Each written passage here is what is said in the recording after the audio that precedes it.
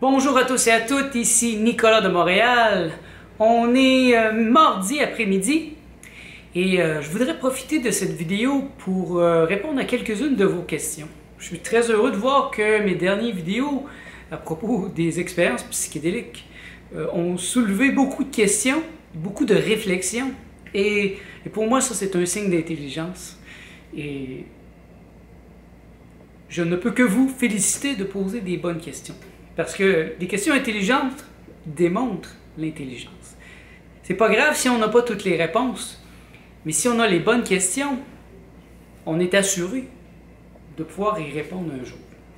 Voici la première question en rapport avec quelqu'un qui est en contact avec des gens qui font du ayahuasca et qui pour eux, c'est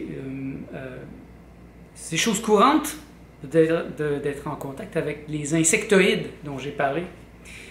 Et il me demande, penses-tu que ces saletés d'insectoïdes sont faciles à faire partir lors de prises de psychédéliques? Et ça, c'est une question ouverte en fait, parce que on est la même personne dans l'invisible qu'on est dans le visible. Et on est la même personne dans le monde psychédélique que dans le monde physique normal. Donc il y a beaucoup de gens qui sont, disons, infectés dans le monde. Ils sont entourés de vampires, de gens qui sucent leur énergie, qui constamment les empêchent d'avancer et ils ne savent pas quoi faire pour se débarrasser de ces gens. Et des fois, ça peut être des gens qu'on aime, des gens de notre famille, des amis, un compagnon, une compagne. Et c'est important de pouvoir faire le ménage, de pouvoir se donner un espace vital. Et donc, pour répondre à la question, si tu n'es pas capable, dans ta vie de tous les jours, de faire le ménage constamment, d'empêcher des suceurs d'énergie, des vampires, d'être là autour de toi, eh bien, ça va être très difficile, voire même impossible, de le faire au niveau psychédélique. Parce que quand on est dans un état psychédélique, c'est un état, on est plus soi-même que soi-même. Donc, je suis plus moi-même que moi-même. Donc, si dans ma vie, en général, je suis capable de faire le ménage, de fermer les portes, symboliquement autant que physiquement, eh bien, c'est sûr que je vais être capable de le faire au niveau psychédélique parce que ça fait partie de ma personnalité, ça fait partie de ce que je suis. Moi, dans ma vie de tous les jours, je ne suis pas capable d'endurer les vampires. Et j'ai développé beaucoup de manières de les enlever de ma vie. J'ai déjà parlé, par exemple, qu'avec mes compagnes, je ne les laisse pas m'appeler bébé ou tout autre sobriquet réducteur ou même surélévateur. Et ça fait en sorte que mes compagnes, c'est des gens, c'est des femmes qui sont au même niveau que moi. Et c'est la même chose dans tout. Le soir, moi, constamment, ma porte, elle est barrée chez moi. Et n'entre pas qui veut dans mon appartement. Et donc, quand les insectoïdes sont venus, pour moi, c'est un mouvement instinctif de dire non, merci. Et en plus, je suis conscient, j'ai étudié la question, je comprends que dans les mondes invisibles, dans les niveaux angéliques, les niveaux d'essence énergétique, la libre volonté, elle est très importante. Donc, on peut dire nos désirs. Donc, si je ne veux pas, je peux simplement dire non merci. Et là, c'est comme une commande que je passe dans l'invisible. Et si la personne ou l'être n'est pas à l'écoute, eh bien, c'est tout le monde invisible qui va conspirer à enlever cette personne. Un bon exemple, dans le monde des rêves, parce que le monde des rêves est très proche des psychédéliques, et tout le monde a accès à des rêves. Et il y a quelques années, j'avais justement un ami qui était un peu fou. C'était un génie, mais qui était en même temps schizophrène. Et ça commençait à dégénérer notre relation. Et là, franchement, je ne voulais plus qu'il soit dans ma vie. Et je l'avais averti. J'ai dit, moi, je ne veux pas que tu sois là. Et même dans l'invisible, viens pas me voir. Viens pas dans mes rêves. Viens pas dans ma pensée. Et il est apparu 2-3 fois dans mes rêves. Mais j'étais tellement bien programmé. C'était tellement clair pour moi que je ne voulais pas qu'il soit là que dans les rêves, j'allais vers lui, je lui disais, je veux pas que tu sois ici, là. Et bien sûr, il l'écoutait pas, il voulait pas m'écouter. Donc, une fois, il y a 2 bouncers qui sont arrivés, ils l'ont pris, ils l'ont sorti de l'immeuble dans lequel on était. Une autre fois, il a pris une chaise, il s'est mis à taper sur le plancher pour me déranger. Et là, Ken Wilber, qui était mon maître spirituel de l'époque, que j'étudiais beaucoup, est venu de lui-même le prendre par le cou et le sortir de mon rêve. Et c'est arrivé à plusieurs reprises, ça, avec diverses personnes. Pour vous montrer que ça doit être fait à un niveau subtil. C'est une décision que vous prenez et vous devez vous y tenir. Je ne permets pas aux vampires de perdurer dans ma vie. Je les oblige à me donner s'ils veulent prendre. Il y a trop de gens qui sont dans le don de soi, mais ils oublient de se donner à eux-mêmes. Donc, oui, c'est un principe plus profond. Donc, l'expérience psychédélique, c'est une expérience où la personne devrait déjà avoir fait un travail sur elle-même. La personne devrait déjà être achevée. Le travail se fait dans le monde de tous les jours. Et l'expérience psychédélique, pour moi, est simplement un raffinement. Donc, je vais raffiner certaines choses. Comme vous avez pu voir dans les dernières semaines, et même dans mes expériences d'il y a 10 ans, c'était toujours un raffinement. Donc, et vous allez voir comment je vais développer ça au cours de l'été. Donc, si ça génère plus de questions, ou si j'ai mal répondu, n'hésite pas à reformuler la question. Une autre question est très intéressante. En quoi Matrix ne serait-il pas lui aussi de la propagande fabriquée par l'appareil manipulateur plutocratique que représente l'industrie hollywoodienne? Et pourquoi donner plus de crédit à cette interprétation plus qu'à une autre? Elle me pose cette question, cette personne, parce que je fais souvent référence au film Matrix pour imager ma perception du monde, de la réalité, qui est comme un rêve duquel on doit s'éveiller, ou un programme duquel on doit s'éveiller. Et pourquoi ne serait-il pas lui-même de la propagande? Bien sûr que c'est de la propagande, c'est évident. Une des choses qui a toujours été là dans les Illuminati, l'appareil manipulateur plutocratique, et c'est une technique que j'utilise couramment, c'est de cacher la vérité directement à la vue de tous. Ça a toujours été la force des Illuminati. À une époque où il n'y avait pas de télé, pas de système de communication très fort, eh bien, c'était leur manière de se reconnaître. Hein, vous avez sûrement déjà vu ça, ce symbole. Vous pensez peut-être que ça vient des groupes de métal. Bien non, ça vient des Illuminati. Et d'autres symboles un peu.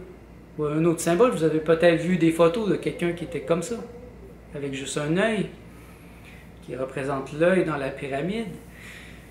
Mais ce sont des symboles qui permettaient aux Illuminati de se reconnaître entre eux. Donc sur certaines photos, vous pourrez voir des présidents faire ça, ou certaines personnalités très connues. Et vous pouvez remonter dans le temps, et vous allez retrouver ces symboles. Et vous allez les retrouver sur le linge qu'ils portaient. Mais à cette époque, dans le passé, c'était pas connu, donc les gens ne le savaient pas. Et donc c'était plus facile pour eux de faire simplement ça. Donc quelqu'un qui était sur un podium pouvait faire ça, et tous les gens dans la salle, qui étaient eux-mêmes des initiés, savaient que c'était un membre de leur ordre, et ils pouvaient ainsi se reconnaître. Et donc c'est une technique qui est utilisée depuis toujours, de cacher la vérité en pleine lumière.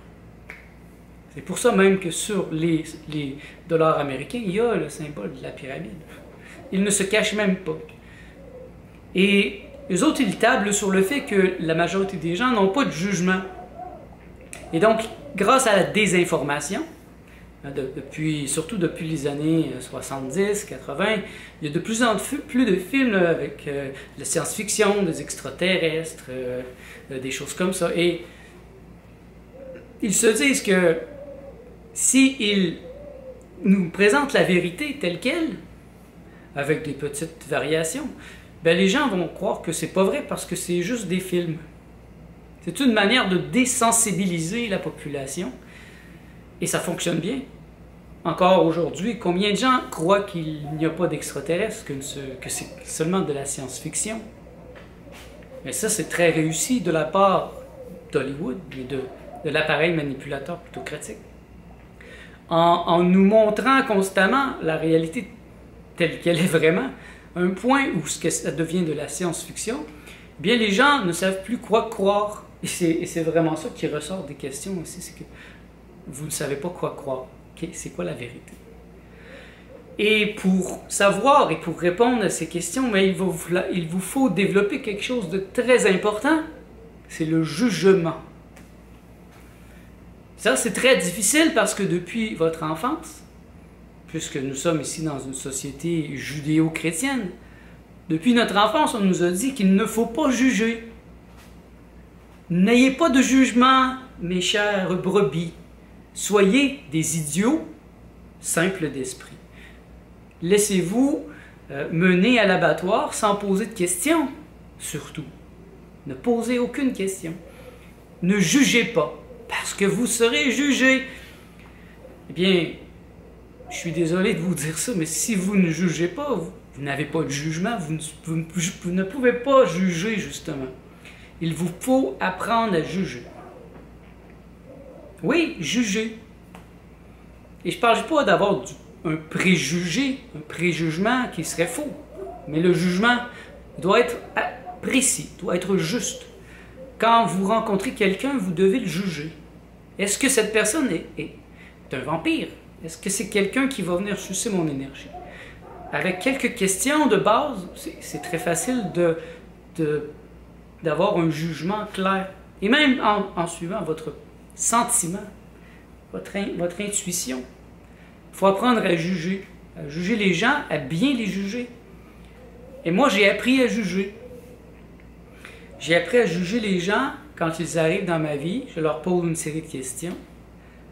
Et déjà, ils sont classés dans une certaine catégorie. Donc, est-ce que je les laisse entrer? Est-ce que j'ouvre mon cœur et j'investis dans une relation avec eux? Ou, au contraire, est-ce que je me détache très rapidement pour les laisser passer, puisqu'ils n'ont pas de valeur? Et donc, dans la désinformation, aujourd'hui, il y a de l'information, beaucoup d'informations, mais il y a tellement de désinformation que c'est difficile de croire. À quoi croire? Et le monde des psychédéliques est un parfait exemple de cela. Il y a eu beaucoup de recherches qui ont été faites sur les psychédéliques.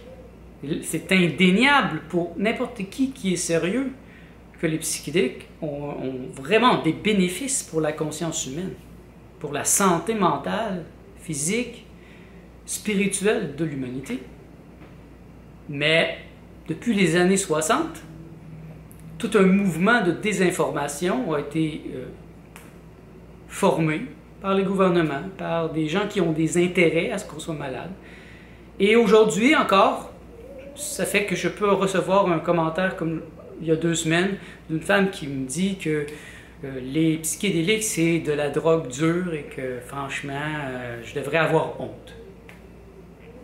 Vous voyez, ça c'est l'ignorance crasse de l'humanité qui n'a pas de jugement. Il faut apprendre à juger. Et il faut apprendre à naviguer dans l'information pour lui donner du sens. Et ça, c'est quelque chose de nouveau. Il y a encore une centaine d'années, c'était pas comme ça. Trouver de l'information n'était pas très facile. Donc, il n'y avait pas ce danger de se noyer dans l'information. Mais aujourd'hui, avec l'Internet, on a plein de réponses qu'on peut trouver. Et des fois, ces réponses sont teintées. Si vous cherchez sur Wikipédia, je m'excuse, mais Wikipédia n'est pas une vraie encyclopédie. C'est une encyclopédie pourrie, dirigée par certaines personnes qui veulent nous faire voir le monde à leur manière. Ça n'a rien à voir avec les encyclopédies officielles, qui sont des vraies références. Donc, Wikipédia n'est pas une référence. On peut s'y référer pour des petites informations, mais pour la majorité des choses, je ne pense pas que c'est la vérité.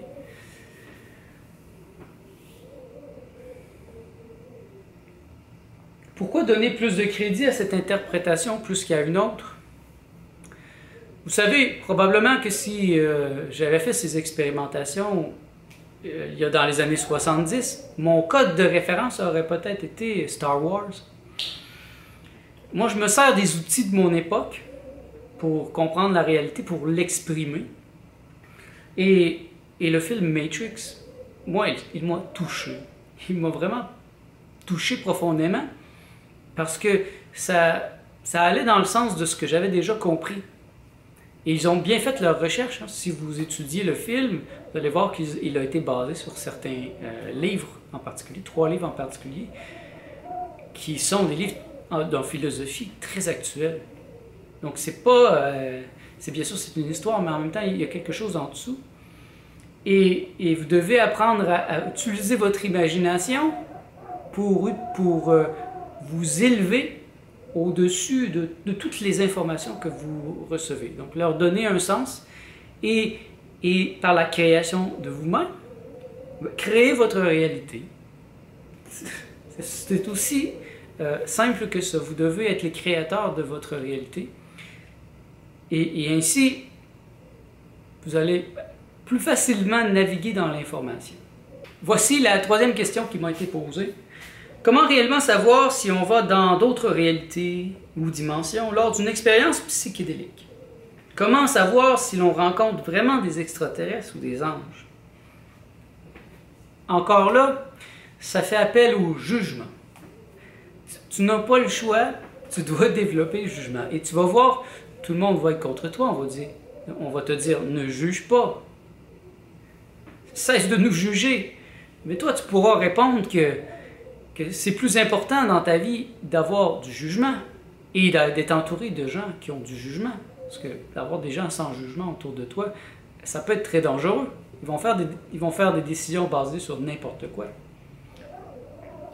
Donc, comment réellement savoir? Ça, c'est une bonne question. Comment moi, j'ai réussi à avoir cette conviction? Parce que c'est vraiment une conviction. Il n'y a pas de réponse déjà toute écrite à ce sujet. C'est personnel. Moi, à l'époque de mes expérimentations psychédéliques, il y a 10 ans, je me suis mis à faire des expériences de rêves lucides. Et je faisais beaucoup de rêves lucides. Et là, je rencontrais des gens. Je rencontrais plusieurs fois les membres de ma famille, mes sœurs, ma mère, ma compagne de l'époque. Et donc, je me demandais cette question, est-ce que c'est vraiment eux ou c'est juste mon imagination? Donc, quand je rêvais à eux, à cette époque, je me suis mis à les appeler. Et je leur disais, à quoi tu as rêvé cette nuit? Et dans la majorité des cas, ils me disaient, c'est vrai, j'ai rêvé à toi cette nuit, je pensais à toi. Et nos rêves corroboraient bien souvent. Et donc, à force d'appeler les gens, j'ai développé une conviction.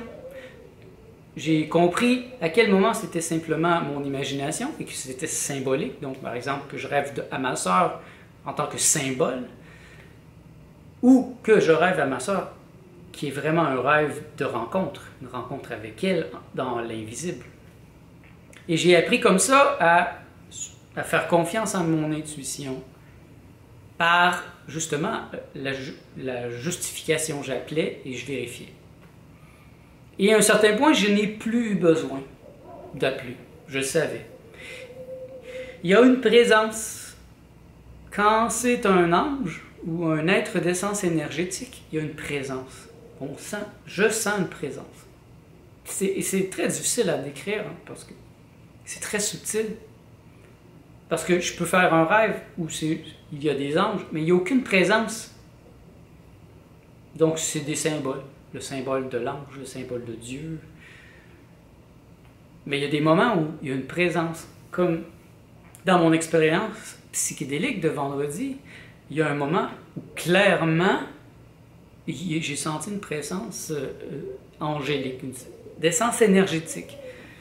Et vous voyez, ça l'a corroboré avec la vision de Martha. Martha, à un certain point, elle a vu une menthe religieuse, une menthe, les extraterrestres mentent, donc c'est un très très grand, pas très grand, à peu près 10 pieds, qui a pris beaucoup de place dans la chambre.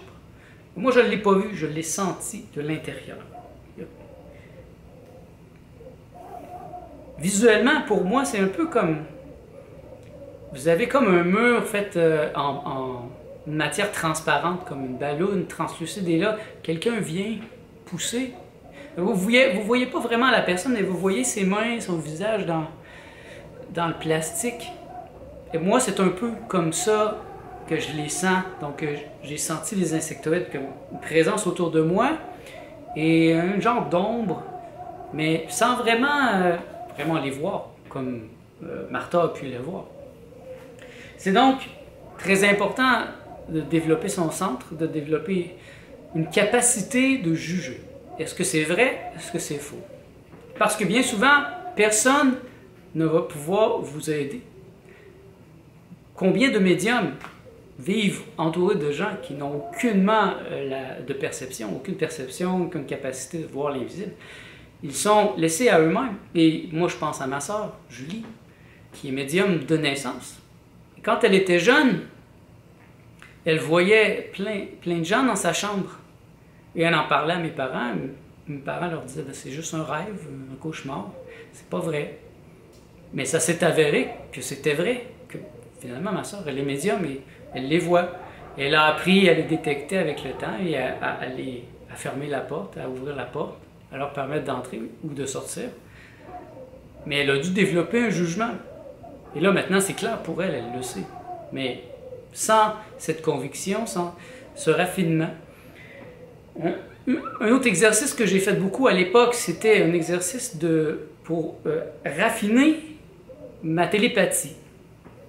C'est un jeu très simple, faites-le avec un de vos amis, vous avez un papier et vous êtes assis face à face, ou même au téléphone, de n'importe où sur la planète.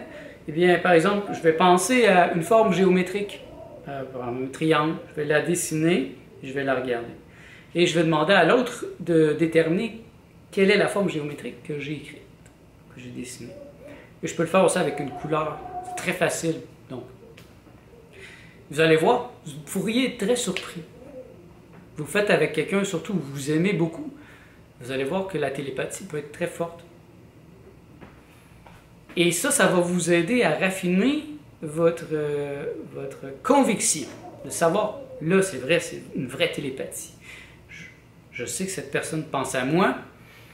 Je sais pourquoi, je comprends son sentiment. Je n'ai pas besoin de valider, je sais. Et comme la compréhension que j'ai eue dans mon expérience psychédélique à propos de la personne que j'aime qui a le goût de mourir, je n'ai pas besoin de valider avec elle, parce que peut-être qu'elle n'en est même pas consciente au niveau personnel. Je le sais. Donc je vais travailler dans ce sens-là, sans nécessairement avoir à lui dire directement, parce qu'elle va nier. Elle risque de nier de toute façon. Et en rapport avec cette question, justement, de comment savoir si on est dans d'autres réalités, d'autres dimensions, une bonne manière qui est propre aussi à un intellectuel comme moi, c'est d'étudier. Étudier comme un fou. Vous voyez ma bibliothèque en arrière? C'est juste une fraction de ce que j'ai lu sur le sujet. Des psychédéliques, de la conscience, des niveaux spirituels, de l'éveil, de l'illumination, de la philosophie. Et plus vous allez avoir de connaissances, plus ça va être facile. À l'époque, surtout de mes expériences mystiques, j'ai étudié beaucoup Ken Wilber. Et aussi Timothy Leary, John Lilly, mais c'est beaucoup, vraiment, Ken Wilber qui m'a aidé à comprendre les niveaux spirituels, donc l'échelle de la conscience. Et je l'ai étudié à fond. J'ai lu tous ses livres. Et ça m'a beaucoup aidé à comprendre. Quand j'entrais dans une expérience, ben, je savais qu'est-ce qui se passait. Je savais, par exemple, j'étais juste au niveau subtil. J'étais au niveau causal. Ou au niveau infini. J'étais capable de déterminer à quel niveau de conscience j'étais, quel type d'expérience je vivais, parce que je savais, je l'avais lu. Un autre livre intéressant sur le sujet, c'est de Stanislav Grof, qui a fait une carte de toutes les expériences psychédéliques possibles. Ben, avec cette carte, après, moi, quand je vivais des expériences, et encore aujourd'hui, ben, je pouvais m'y référer. Je disais, ah, c'est vrai, c'est possible. Je ne suis pas le seul à rencontrer des extraterrestres. Je ne suis pas le seul à revivre ma naissance. Ou je ne suis pas le seul à faire telle chose parce que plein d'autres gens l'ont vécu. Donc, ça enlève le facteur d'inconnu, d'impossibilité. Valider avec des penseurs, d'autres gens qui ont fait des expériences, pour moi, c'est essentiel. Et c'est le gage de la réussite de mes expériences à moi. Parce que je n'ai pas rencontré beaucoup de gens qui font des belles expériences comme je les ai faites. Des expériences qui leur amènent autant. Parce que c'est facile de mettre quelque chose dans sa bouche et de dire « Ah, on y va ». Mais après, qu'est-ce qu'on en fait? Qu'est-ce qu'on fait de l'expérience? Comment on peut la faire travailler pour soi? Et là, ça, c'est quelque chose d'autre.